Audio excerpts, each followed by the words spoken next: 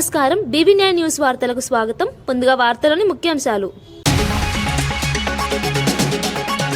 సనాతన బోర్డు కోసం దీక్ష చేశానన్న పవన్, ధార్మిక పరిరక్షణకు చర్యలు అవసరమని వ్యాఖ్య. భక్తుల విశ్వాసం కాపాడాలని పిలుపు, ధార్మిక అంశాల్లో రాజీ లేదని స్పష్టం.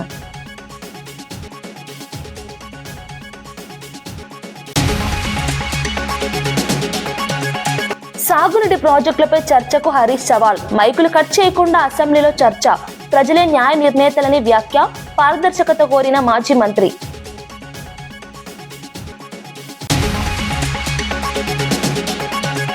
కిమ్స్ లో బాధితులను పరామర్శించిన వైఎస్ఆర్సీపీ నేతలు, కల్తీపాలు ఘటనపై తక్షణ చర్యల డిమాండ్, కుటుంబాలకు ధైర్యం చెప్పిన మాజీ మంత్రులు, బాధ్యులపై కఠిన చర్యలు తీసుకోవాలని విజ్ఞప్తి.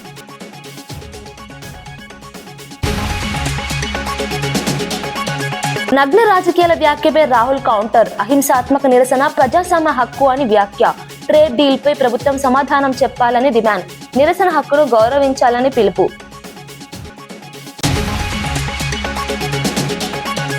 పాలు ఘటనపై పురంధేశ్వరి ఆగ్రహం, బాధ్యులపై కఠిన చర్యలు తీసుకోవాలని వ్యాఖ్య, ఆహార భద్రతపై అప్రమత్తంగా ఉండాలని సూచన, పాల సరఫరా వ్యవస్థపై సమగ్ర విచారణ చేయాలని డిమాండ్.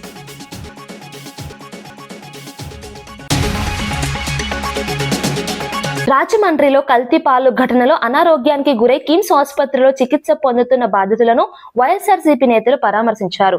మాజీ మంత్రి విడుదల రజని, మాజీ హోంమంత్రి తానేటి వనిత, సిది అప్పలరాజు, చెల్లిపోయిన వేణు, మాజీ ఎంపీ భరత్, జక్కంపూడి రాజా ఆసుపత్రికి చేరుకొని బాధితుల ఆరోగ్య పరిస్థితిని అడిగి తెలుసుకున్నారు. కుటుంబ సభ్యులతో మాట్లాడి ధైర్యం చెప్పారు.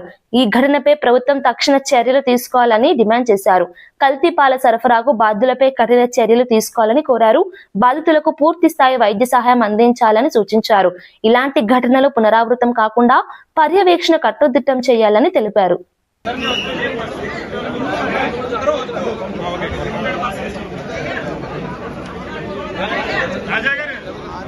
కలెక్టరేట్ పరిధిలోని వెలుగుమట్లలో 62 ఎకరాల భూదాన్ భూముల్లో నివసిస్తున్న సుమారు 2000 మందిని ఖాళీ చేయించడంపై వివాదం చెలరేగింది.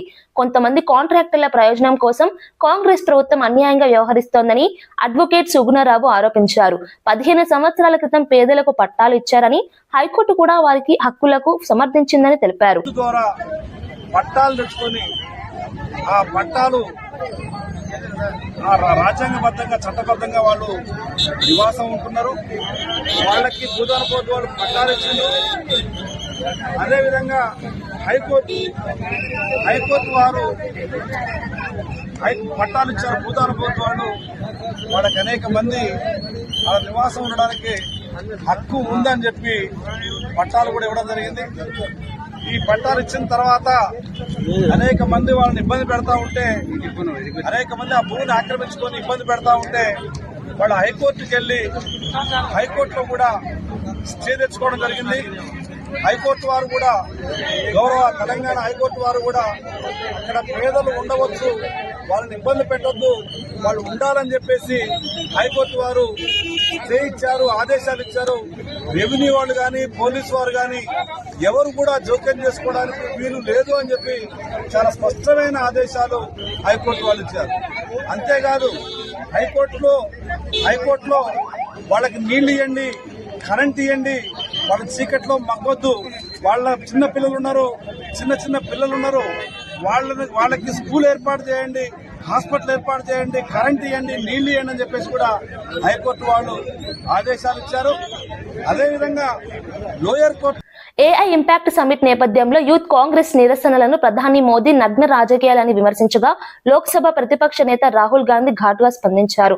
అహింసాత్మక నిరసనలు ప్రజాస్వామ్యానికి పునాది అని పేర్కొన్నారు. శాంతియుతంగా నిరసన తెలిపిన కార్యకర్తలను అవమానించడం సరికాదన్నారు. అమెరికాతో ట్రేడ్ డీల్ విషయంలో ప్రభుత్వం దేశాన్ని అవమానించిందని ఆరోపించారు. ఎప్స్టీన్ ఫైల్స్ ఆరోపణలు కూడా ప్రస్తావిస్తూ ప్రభుత్వం సమాధానం చెప్పాలని డిమాండ్ చేశారు.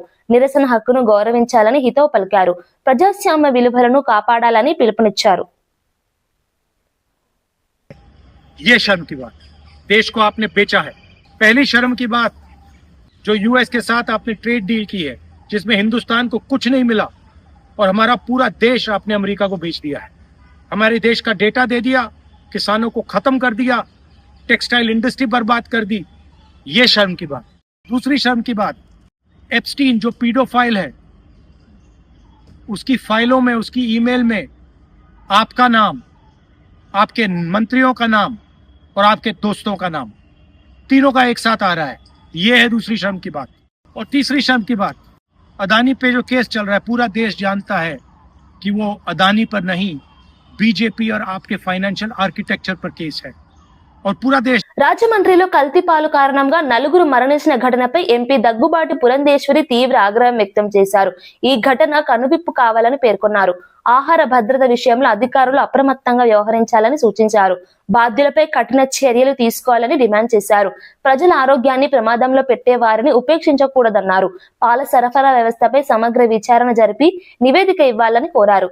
ఇలాంటి ఘటనలు పునరావృతం కాకుండా కట్టుదిట్టమైన చర్యలు అవసరమని స్పష్టం చేశారు. ఎవరైతే పాలు అందరికీ పోస్తూ ఉంటాడు, అతను స్వయంగా గొడ్లని ఆవుని పెట్టుకోవటం కాకుండా 42 మంది రైతుల దగ్గర నుండి పాల సేకరణ చేసి రోజుకి 120 లీటర్లు ఈ ఇళ్ళకి పోస్తూ ఉంటారు. 106 ఇళ్ళకి పోస్తూ ఉంటాడు. ఆ సందర్భంలో అతను ఏదైతే రాత్రి సేకరించిన పాలు డీప్ ఫ్రీజర్లో, అంటే చిల్లింగ్ కోసం అని చెప్పి చల్లగా ఉండాలి, పాడవకూడదు అనేటువంటి ఆలోచనతోటి చిల్లర్లో ఏదైతే ఈ పాలు అతను నిల్వ చేస్తూ ఉంటాడో దాని నుండి అక్కడ 10వ తరగతి ఫలితాల్లో జిల్లాను అగ్రస్థానంలో నిలిపేందుకు సమన్వయంతో కృషి చేయాలని జిల్లా కలెక్టర్ రాజర్షి షా పిలుపునిచ్చారు. వీడియో కాన్ఫరెన్స్ ద్వారా తల్లిదండ్రులతో మాట్లాడి పరీక్షల ప్రాధాన్యత వివరించారు. విద్యార్థులకు ప్రత్యేక తరగతులు నిర్వహిస్తున్నామని తెలిపారు. ప్రోటీన్ స్నాక్స్ అందిస్తూ ఆరోగ్యంపై దృష్టి సారిస్తున్నామని చెప్పారు. మొబైల్ టీవీలకు దూరంగా ఉంచి చదువుపై దృష్టి పెట్టాలని సూచించారు. యోగా, ధ్యానం ద్వారా మానసిక స్థైర్యం పెంచాలని తెలిపారు. ఉపాధ్యాయులతో తల్లిదండ్రులు నిరంతరం సంప్రదించాలని కోరారు. 100% ఉత్తీర్ణత సాధించాలనే లక్ష్యంతో అందరూ కలిసికట్టుగా పనిచేయాలని ఆకాంక్షించారు. తర్వాత వాళ్ళకి కొంత మనం ఈ మార్గదర్శనం ఇవ్వాలి, తల్లిదండ్రులు కానీ టీచర్స్ కూడా. దాట్ ఏమైనా సబ్జెక్ట్, మ్యాథ్స్ ఇందాక చెప్పినాము, మ్యాథ్స్ కానీ ఫిజికల్ సైన్స్ కానీ బయో సైన్స్ కానీ ఏమైనా సబ్జెక్ట్లో వెనక ఉన్నారు అంటే దయచేసి అక్కడ ఉన్న టీచర్ ఉపాధ్యాయులతో అడిగి దానికి పరిష్కారం చేయాలి. అవి చేస్తేనే మనం ఏవైతే సమస్యలు ఉన్నాయో పరిష్కారం చేయగలుగుతాం. లేదు అటువంటి ఫ్రెండ్లతో కూడా, అటువంటి దోస్తుతో కూడా మాట్లాడి మనం మన సమస్యలు ఏవైతే ఉన్నాయో పరిష్కారం చేయాలి.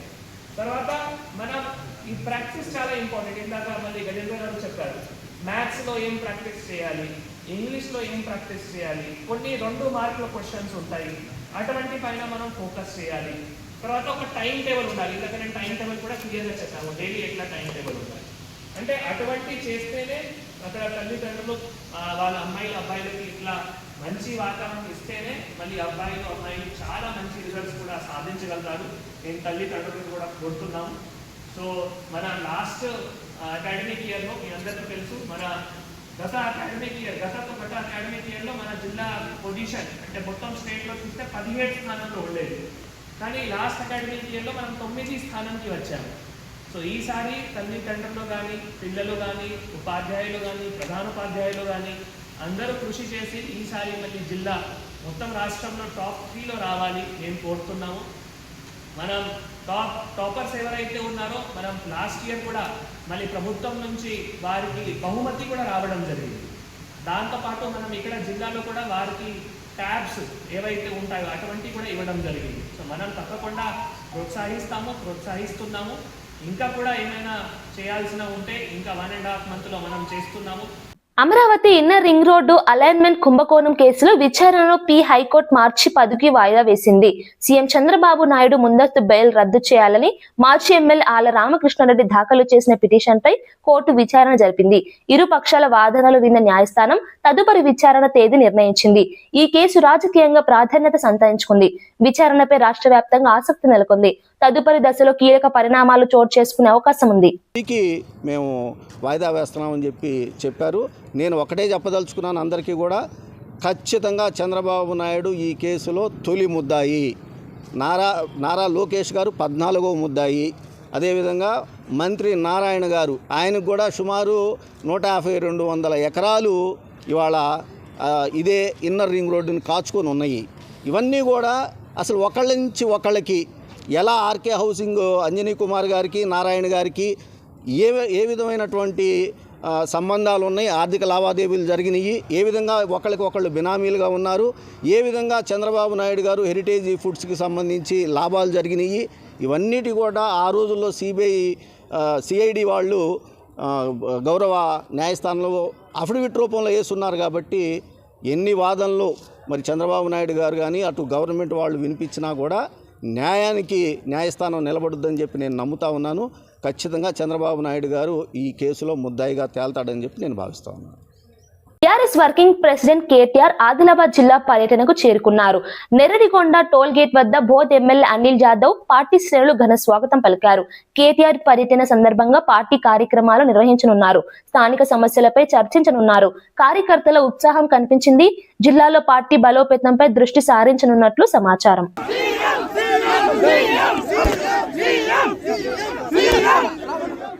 సుందరీకరణలో భాగంగా కిస్మత్పుర దర్గా ప్రాంతాల్లో భూ సేకరణకు నోటిఫికేషన్ జారీ చేసినట్లు ఆర్డీఓ వెంకటరెడ్డి తెలిపారు. బఫర్ జోన్ లో ఉన్న మధు పార్క్ అపార్ట్మెంట్ సహా ఇతర నిర్మాణాలను మార్కెట్ రేట్ ప్రకారం నష్టపరిహారం చెల్లించి స్వాధీనం చేసుకుంటామని స్పష్టం చేశారు. మొత్తం 83 ఎకరాల భూ సేకరణను పారదర్శకంగా చేపడతామని తెలిపారు. ప్రజాభిప్రాయం సేకరించిన తర్వాతే ప్రక్రియ పూర్తి చేస్తామని పేర్కొన్నారు. ప్రాజెక్టు వల్ల నగర అభివృద్ధికి మేలు జరుగుతుందని చెప్పారు. కిస్మత్పూర్ విలేజ్ అండ్ దర్గా ఖలీజ్ఖాన్ గ్రామాలలో భూసేకరణ చేయడానికి ప్రాథమిక నోటిఫికేషన్ ఇవ్వడం జరిగింది. దాంట్లో దర్గా ఖలీజ్ఖాన్లో 24 ఎకరాల 38 గుంటలు, కిస్మత్పూర్లో 19 ఎకరాల 10 గుంటలకు సంబంధించి మనం ప్రాథమిక నోటిఫికేషన్ ఇవ్వడం జరిగింది.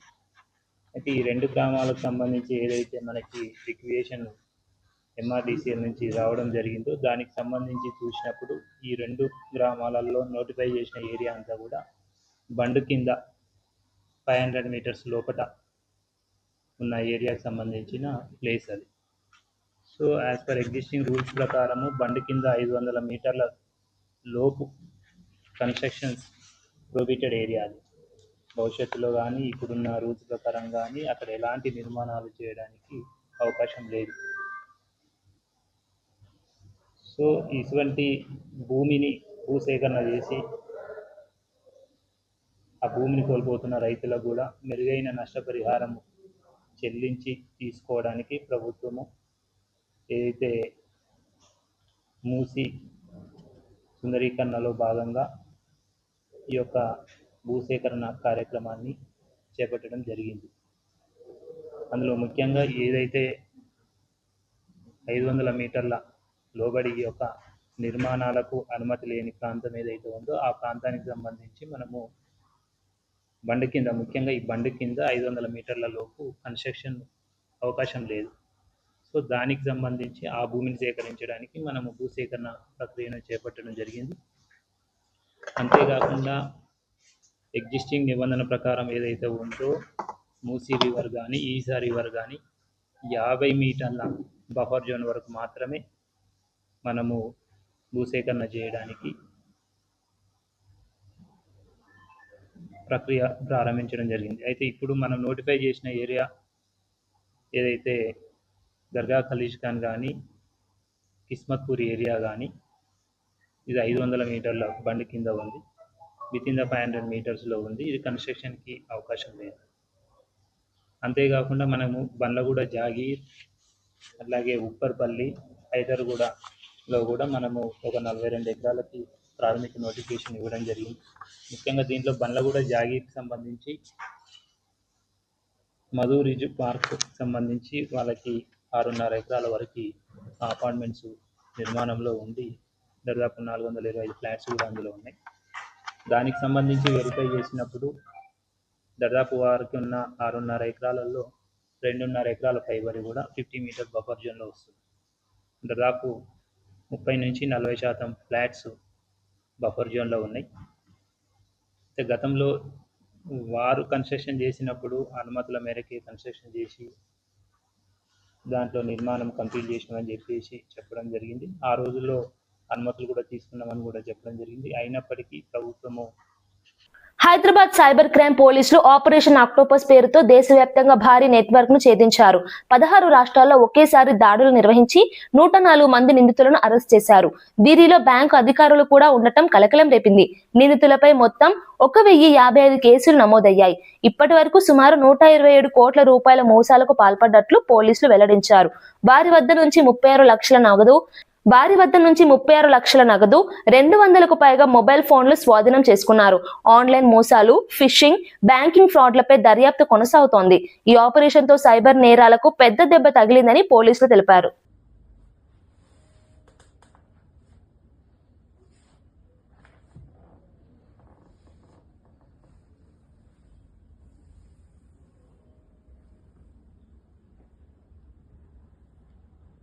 జనసేన ఎమ్మెల్యే అరవ శ్రీధర్ పై వచ్చిన ఆరోపణలపై శాసన మండలిలో వైసీపీ ఎమ్మెల్సీ వరదు కళ్యాణి ప్రశ్నించారు.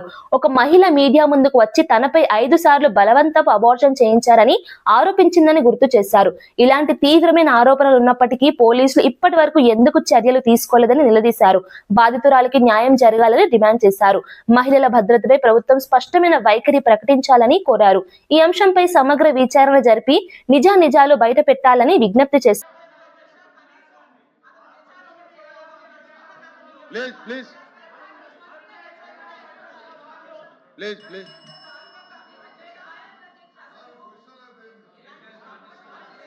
అమ్మా కళ్యాణ్ గారు మీరు వినిపించుకోవాలి.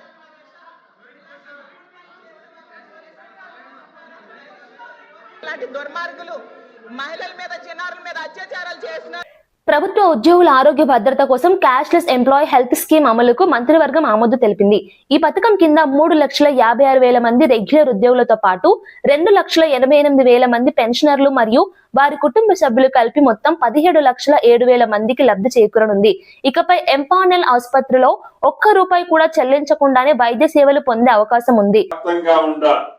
652 ఎంపానల్ అయిన ప్రైవేట్ హాస్పిటల్స్ లో సుమారు 1998 డిసీజెస్ ఏవైతే ఉన్నాయో వాటికి డిజిటల్ హెల్త్ ఎంప్లాయీ కార్డు అందించడం జరుగుతుంది. దీని ద్వారా రాష్ట్రంలో ఉద్యోగస్తులు, పెన్షనర్స్, వారి కుటుంబ సభ్యులందరికీ ఈ రాబోయే ఈ 2-3 రోజుల నుంచి ఏ హాస్పిటల్లో ఏదైతే 652 హాస్పిటల్స్ ఎంపానల్ అయి ఉన్నాయో ఆ హాస్పిటల్స్ లో 1998 డిసీజెస్ కు సంబంధించిన దాంట్లో ₹1 కూడా వారి నుంచి ఛార్జీ లేకుండా, మళ్ళా వారికి తిరిగి హాస్పిటల్లో చెల్లించే కార్యక్రమం లేకుండా ఈ హెల్త్ కార్డు సిస్టమ్ ద్వారా వారి బేసిక్ పే ఏదైతే గతము నుండి ఉద్యోగస్తులు అడుగుతున్నారో వారి బేసిక్ దమ్ముంటే అసెంబ్లీలో మైకులు కట్ చేయకుండా, కెమెరాలు తిప్పకుండా సాగునీటి ప్రాజెక్టులపై చర్చ పెట్టాలని మాజీ మంత్రి ఎమ్మెల్యే హరీష్ రావు సవాల్ విసిరారు. ఎన్ని రోజులైనా ఏ ప్రాజెక్టుపై అయినా చర్చించడానికి సిద్ధంగా ఉన్నామని తెలిపారు. ప్రజలే న్యాయ నిర్ణేతలని, ఎవరు ఏం చేశారో అసెంబ్లీ వేదికగా తేల్చుకుందామని అన్నారు. ప్రభుత్వం పారదర్శకంగా వ్యవహరించాలన్నారు. సాగునీటి ప్రాజెక్టులపై వాస్తవాలు బయట పెట్టాలని డిమాండ్ చేశారు. ప్రతిపక్ష స్వరాన్ని అనగతొక్కవద్దని హెచ్చరించారు. 48 లక్షల ఎకరాలకు తెలంగాణలో సాగునీరు అందించి చూపాం. నువ్వేం చేసినావు 2.5 ఏళ్లలో? కనీసం 1 లక్ష ఎకరాలకు నీళ్ళు ఇచ్చినవా? మాటలు తప్ప చేతలు లేవు. గోదావరి మీద చర్చకు మేము సిద్ధం. మైక్ కట్ చేయొద్దు, కెమెరా తిప్పొద్దు, ఇది ఒక్కటే షరతు మాది, ఇంకేం లేదు. ఎంతసేపు అన్నా మాట్లాడదాం, ఎన్ని రోజులైనా మాట్లాడదాం. నీ సంగతి మొన్ననే బయటపడ్డది. ఉత్తమ్ కుమార్ రెడ్డి గారు, మీ జర్నలిస్టే సాక్ష్యం, ఆయన గారు దేవాదుల ప్రాజెక్టు మీద ఉత్తమ్ కుమార్ రెడ్డి గారు ఎక్స్ప్లెయిన్ చేస్తుంటే రేవంత్ రెడ్డి గారు ఆయన ఆపేసిండు. పాపం ఆయన పరిస్థితి దయనీయంగా అయిపోయింది ఉత్తమ్ కుమార్ రెడ్డిది. ఉత్తమ్ అన్న నువ్వు జరాగు, ఈ ప్రాజెక్టు మీద కడియం శ్రీహరి గారికి బాగా తెలుసు, ఈసారి రివ్యూ చేస్తే కడియం శ్రీహరిని పిలుచుకోవాల్సిండు. అంటే నీళ్ల మంత్రికి ఏం తెలియదని చెప్పకనే చెప్తున్నాడు. ఉత్తమ్ కుమార్ రెడ్డికి ఏమీ తెలియదని రేవంత్ రెడ్డి గారు మీడియా సాక్షిగా వరంగల్లోనే చెప్పిండు. ఉత్తమ్ కుమార్ రెడ్డిని ఇజ్జత్ తీసేసిండు. నీకేం తెలియదు, ఈ ప్రాజెక్ట్ గురించి కడియం శ్రీహరి గారికి తెలుసు, ఆయన్నే పిలుచుకో అంటాడు. ప్రాజెక్టు గురించి నీ మంత్రినే నువ్వు మాట్లాడనీయలేదు. రేపు అసెంబ్లీలో మాకు మైక్ ఇస్తావా? నువ్వు మమ్మల్ని మాట్లాడనిస్తావా? అందుకే నేను ఒకటే షరతు పెట్టినా, కెమెరా తిప్పొద్దు, మైక్ కట్ చేయొద్దు, మాట్లాడదాం. పట్టు ఎవరు ఏం చేశారో మాట్లాడదాం. రాష్ట్ర ప్రజలు చూస్తారు, ప్రజలే న్యాయ నిర్ణేతలు. చర్చిద్దాం. నువ్వు చంద్రబాబుకి ఎట్లా దాసోహమైనవో, మేడిగడ్డను, సమ్మక్క బ్యారేజీని, దేవాదులను పండబెట్టి ఆంధ్రాకు నీళ్లు కిందికి ఎట్లా వదులుతున్నావో, నల్లమల్ల సాగర్కు నీ చీకటి ఒప్పందాన్ని బయట పెట్టడానికి మేము సిద్ధంగా ఉన్నాం. ఎప్పుడంటే అప్పుడు రెడీ. దమ్ముంటే అసెంబ్లీ పెట్టు, మైక్ కట్ చేయి. దేశంలో నెయ్యిలో జంతువుల కొవ్వు కలిసిందని సీఎం చంద్రబాబు చెప్పిన తర్వాత చాలా బాధపడ్డానని డిప్యూటీ సీఎం పవన్ కళ్యాణ్ తెలిపారు. ఈ ఘటనపై పశ్చాత్తాపంతో దీక్ష చేశానని వెల్లడించారు. సనాతన బోర్డు ఏర్పాటు కోసం డిమాండ్ చేశానన్నారు. హిందూ ధార్మిక వ్యవస్థ పరిరక్షణకు చర్యలు అవసరమని పేర్కొన్నారు. భక్తుల విశ్వాసాన్ని కాపాడటం ప్రభుత్వ బాధ్యత అని స్పష్టం చేశారు. ధార్మిక అంశాల్లో రాజీ పడబోమని తెలిపారు. ఈ అంశంపై విస్తృత చర్చ అవసరమని అన్నారు. పట్టుకోండి అని చెప్తా వచ్చాం తప్ప ఎక్కడా కూడా మీరు చేయించారని కానీ మీరు ఉన్నారని కానీ ఎక్కడ ఎందుకంటే తక్కువ అలా కూర్చోబెట్టి ఎలా పడితే అలా మాట్లాడటానికి బాధ్యత ఉంటాం కాబట్టి అలా మాట్లాడలేదు. అలాగే ఇది కూడా గౌరవ ముఖ్యమంత్రి గారు రోజు ఎన్డీఏ సభలో చెప్పినప్పుడు మాకు కూడా ఏమనిపించిందంటే దీన్ని ఎలాగా అడ్రస్ చేయాలో నాకైతే ఇంటికి వెళ్ళాక నాకు అర్థం కాలేదు. ఇలాగ యానిమల్ ఫ్యాక్ట్ కూడా కలిసి ఇది ఎన్డీడీబీలో వచ్చింది అని, నేషనల్ డైరీ డెవలప్మెంట్ బోర్డు దాంట్లో. సో ఇవన్నీ కూర్చోబెట్టి మాట్లాడుతున్నప్పుడు నేను తర్వాత మార్నింగ్ నేను ట్వీట్ చేశాను అధ్యక్ష. దాని మీద ఎందుకు ట్వీట్ చేయాల్సి వచ్చిందంటే వరుసగా నన్ను ట్యాగ్ చేస్తే చాలా మెసేజ్లు వస్తూ ఉన్నాయంట. నా ఆఫీస్ నుంచి అన్ని పంపించేటప్పటికి నేను చూసాను ఏం జరిగిందంటే మీరు ఎవరు మాట్లాడరేంటి, ఇలాంటి రిపోర్ట్ ఉన్నప్పుడు కూడా మీరు ఎవరు మాట్లాడరు ఏంటంటే, అప్పుడు నా ఉద్దేశం ఏముందంటే దిగి ఈ దేవాలయాలు జరిగే ఇలాంటివన్నీ ఇవన్నీ కూర్చోబెట్టి దీనికి ఒక రక్షణ ఒక సనాతన ధర్మ రక్షణ బోర్డు లాంటి ఉంటే బాగుంటుంది. ఎందుకంటే ఇలాంటి కూర్చోబెట్టి చాలా న్యూట్రల్గా చాలా ఆబ్జెక్టివ్గా చేయొచ్చు ఇవి అనే ఉద్దేశంతో నేను పెట్టాను అధ్యక్ష. నాకు గిల్ట్ ఎక్కడొచ్చిందంటే అరే ఇవన్నీ మనకి లాస్ట్ 2-3 ఇయర్స్ మా టెంపుల్ దగ్గర తిరుమలకి వెళ్ళినప్పుడు కూడా గౌరవ మంత్రివర్యులు మనోహర్ గారు మేము వెళ్ళినప్పుడు మా దృష్టికి చాలామంది తీసుకొచ్చారు అధ్యక్ష. మేమే 2-3 పర్యాలు మేమే మాట్లాడుకున్నాం. సో నాకు అవన్నీ గుర్తొచ్చి అరే మనకి తప్పు జరిగింది తెలిసి మనం దాన్ని సరిగ్గా తీసుకెళ్ళకపోయిన ఒక పశ్చాత్తాపంతో నేను ఒక దీక్ష చేశాను అధ్యక్ష. ఆ తర్వాత దాన్ని అందరూ అన్ని రకాలుగా తీసుకెళ్ళారు సార్, 3 పార్టీస్. అలాగే మాకు తర్వాత మొన్న గౌరవ ముఖ్యమంత్రి గారు మనకి కేశవ్ గారు మా క్యాబినెట్లో కూర్చున్నప్పుడు మా దృష్టికి తీసుకొచ్చింది అసలు ఈ నెయ్యే లేదనేది చాలా స్పష్టంగా తెలియదు. మాకేమనిపించిందంటే ఏదైనా సరే innovation is very important in life. Innovation లేకపోతే ఈ పాటికి ఒక్కొక్కరు ఒక్కొక్కలా ఇన్నోవేట్ చేస్తారు. బట్ ఈ పర్టికులర్ ఈ గత ప్రభుత్వంలో ఉన్న వ్యక్తులు వీళ్ళు అరాచకంలో ఇన్నోవేషన్ చేశారు. వీళ్ళు కల్తీలు కూడా అంటే మామూలుగా ఒక నెయ్యి కావాలంటే పాలలోంచే కాకుండా ఒరిస్సా నుంచి హైదరాబాద్ కు అక్రమంగా తరలిస్తున్న గంజాయి, హాషిష్ ఆయిల్ ఖమ్మం ఎన్ఫోర్స్మెంట్ బృందాలు పట్టుకున్నాయి. వైరా IMFL డిపో ఎదుట తనిఖీలు నిర్వహిస్తున్న ఎక్సైజ్ సిబ్బంది అనుమానాస్పదంగా వచ్చిన మారుతి కారును ఆపి తనిఖీ చేయగా 101.2 కిలోల ఎండు గంజాయి, 2.7 కిలోల హాషిష్ ఆయిల్ స్వాధీనం చేసుకున్నారు. హర్యానా నంబర్ ప్లేట్ తో ఉన్న ఈ కారు నంబర్ తప్పుడు నంబర్ గా తేలింది. మీరట్ కు చెందిన మహమ్మద్ అస్లాం అనే వ్యక్తి ఒడిశా రాష్ట్రం కలిమిల నుంచి ఈ మత్తు పదార్థాలను తరలిస్తున్నట్లు గుర్తించారు. పట్టుబడిన గంజాయి, hashish oil, car, cell phone విలువ సుమారు 67,20,000గా అంచనా వేశారు. నిందితుడిని వైరా ఎక్సైజ్ స్టేషన్ కు తరలించారు.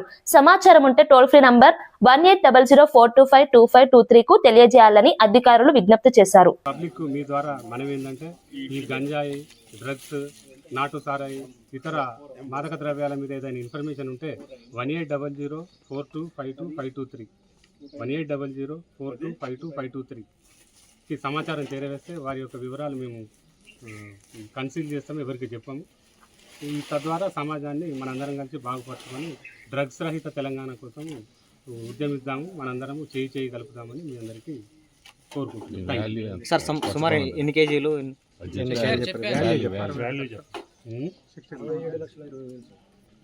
ఈ 101.5 కిలోల గంజాయి, 2.7 కిలోల హషిష్ ఆయిల్, ఒక కారు, ఒక మొబైల్, దీని యొక్క వర్త్ 67 లక్షల చిల్లర ఉంది.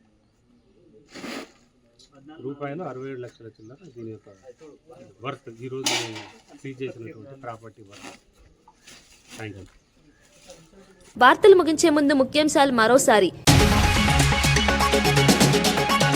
సనాతన బోర్డు కోసం దీక్ష చేశానన్న పవన్, ధార్మిక పరిరక్షణకు చర్యలు అవసరమని వ్యాఖ్య.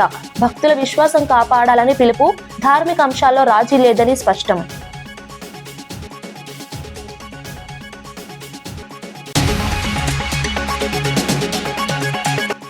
సాగునీటి ప్రాజెక్టులపై చర్చకు హరీష్ సవాల్. మైకులు కట్ చేయకుండా అసెంబ్లీలో చర్చ. ప్రజలే న్యాయ నిర్ణేతలని వ్యాఖ్య. పారదర్శకత కోరిన మాజీ మంత్రి.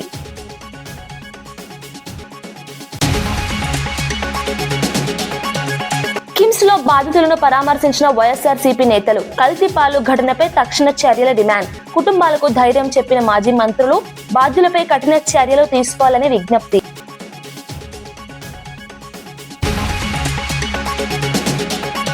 నగ్న రాజకీయాల వ్యాఖ్యపై రాహుల్ కౌంటర్. అహింసాత్మక నిరసన ప్రజాస్వామ్య హక్కు అని వ్యాఖ్య. ట్రేడ్ డీల్ పై ప్రభుత్వం సమాధానం చెప్పాలని డిమాండ్. నిరసన హక్కును గౌరవించాలని పిలుపు.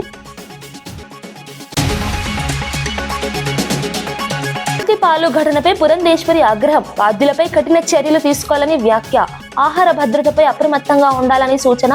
పాల సరఫరా వ్యవస్థపై సమగ్ర విచారణ చేయాలని డిమాండ్.